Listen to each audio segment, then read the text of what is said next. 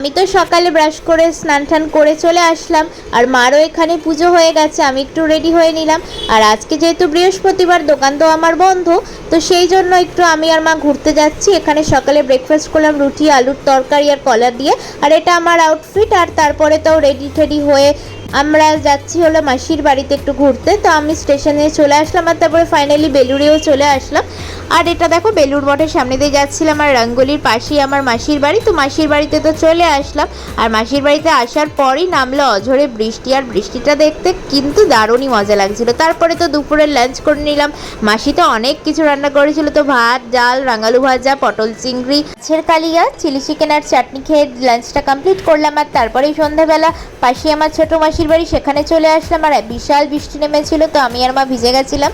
আর তারপরে এখানে মেশো এনেছিল ফিশ ফ্রাই, বোন খেয়ে নিলাম। আর তারপরে চিকেনটা আমি রান্না করবো মাসিকে বললাম। আর তারপরে রাতে ডিনারটাও করে নিলাম।